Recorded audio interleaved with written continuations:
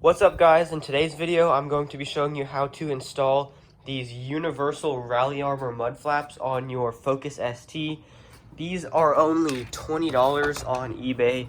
I will link in the description where I got these. The only difference in these and the kit that's specifically for the ST is the size, and the ones for the ST are like a shiny black and these are matte black, and the ones that are made for the Focus ST also have brackets. But if you just put in a little bit extra work and go buy like $10 worth of bolts at your hardware store, you will be able to save about $80 over for these $20 ones over the $100 kit you can buy from Rally Armor, and they will end up looking just about the same. So you will need an assortment of bolts, which I am actually painting black right now just so you can't see them as much once they're on the car. But I forgot to write down the sizes of all of the bolts that I bought once I bought them. I actually bought them quite a while ago, but it doesn't really matter as long as you have, I'll show you once I have all the bolts and we're actually doing it. But you can see there's these plastic clips, and then there's a hole back in there. It's kind of covered right now, but there's a hole in there, and basically it just need to be able to fit in those plastic holes. So I got bolts that were slightly bigger so that they'd have a snug fit into the plastic. And then for the rear ones I have bolts, because here there's plastic and metal behind here that the bolts will be able to go into, and on the back there's not. It's just this carpeted material. So I'll be drilling holes in this, and then also there's a hole already there, and I'll be using washers and bolts to hold that in. So I'm going to start on the front because I don't have to jack it up. You can just turn the wheel in, and then the first thing you want to do is remove these two clips right here. And if there's a clip on your bottom one, which mine doesn't, and my side skirt is also not aligned, I have to push it forward to actually get to the hole. But take out these two clips, and then we'll start measuring up the mud flaps to drill the holes and put the bolts in. Are removed, I'm going to use this duct tape to position the mud flap where I want it in the fender, and then I will pull back this liner and mark with the Sharpie through here where the holes to drill are, and then I'll drill out the holes in the mud flap, trace it onto another mud flap, and then just bolt it in. And the screws that I got, I'm sorry that I forgot the screw size, but I forgot how I even figured out how these were the right ones.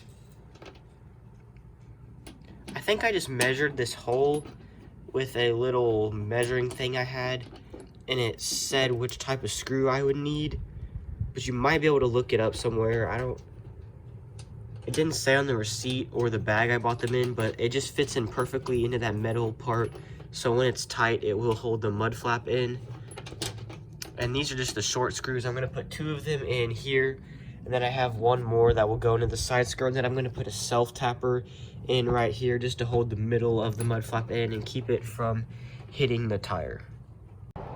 So I pulled the fender liner back and used a Sharpie to make a mark there, there, and there. So I'm just going to drill a small pilot hole, and then I'll use the drill bit that's the actual size of the screw, and then I will test fit it to make sure everything fits perfectly, and then I will self tap on the inside to the inside of the fender liner. So there are the three holes drilled, so I'm going to go ahead and test fit it just to make sure everything is perfect, and then we will move on to the rear. So I test fit this mud flap and it fit perfectly, so I'm going to take the one from the other side, just lay this on top of it like that, and then trace all of the holes and drill them out, and then that makes it super easy for the other side, so you only have to measure once, unless for some reason the other side is wrong, which I'm hoping it's not. But you can kind of bend the plastic a little bit, even if it's just a slightly off, it'll line up enough, and when it's bolted in it'll be tight and you won't even be able to tell. So you just drill all the holes to the perfect size for the bolts, and then you can trace them onto the next mud flap, and then all you have to do is remove the clips and screw it in. Here is the first front one completely on. Everything is tight, and I even used some of this thread seal tape just to give it a little bit more of a snug fit, and so it's not metal on metal in there, and maybe that'll help prevent rust, I don't know. but it's super sturdy now. Everything's on. I got the self tapper and just down inside of there, and then the one that goes into the side skirt.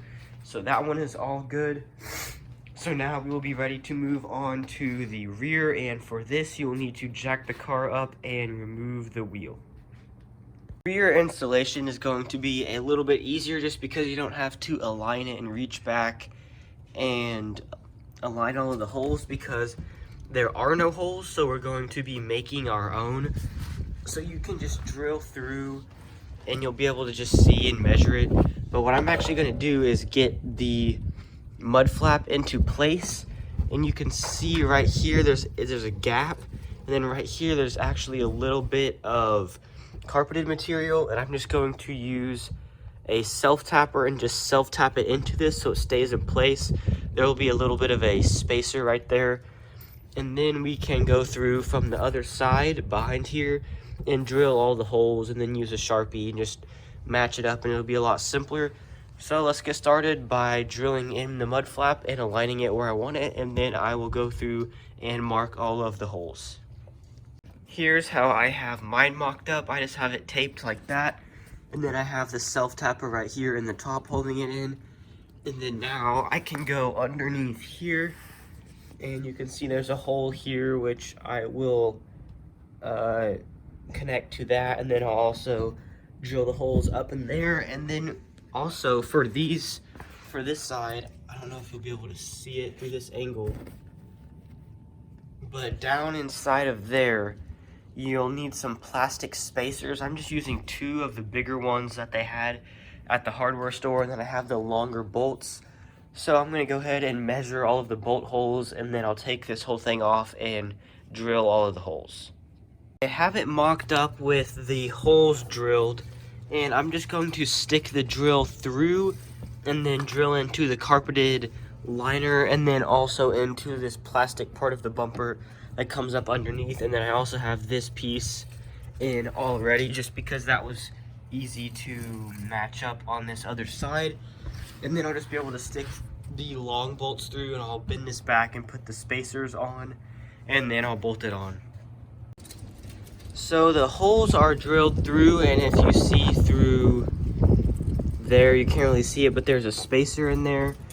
And then also right there, there's a spacer, and then I am going to put it through.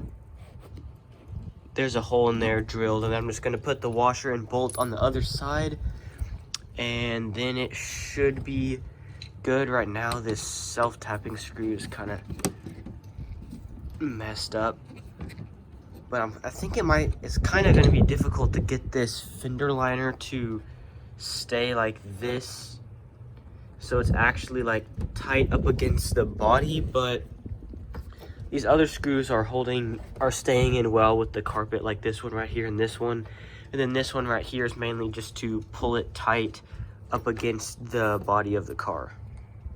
So here it is completely mounted. I ended up putting this self tapper, I scooted it over a little bit, so now it goes into a metal piece that was behind there, because when I screwed it into the carpet, it would just pull the carpet forward, and there was a gap right here. So I screwed it into some metal, and it's a lot sturdier now. Like, the whole mud flap is really sturdy. And I actually drilled in the wrong spot right there. It needed to be moved in a little bit, because right there, it just drilled right through into just like a hole. So I had to get it into the carpet. So that's what it looks like here. Here's what it looks like from the outside. And then underneath, you can see right here, it is bolted in. Right there it's bolted in, right there it's bolted in, and then right there you can see the self-tapping screw that just went into that metal part right there. So now it is super secure and mounted, and I'll just go ahead and do the other side. But please like and subscribe, and I'll see you in the next video.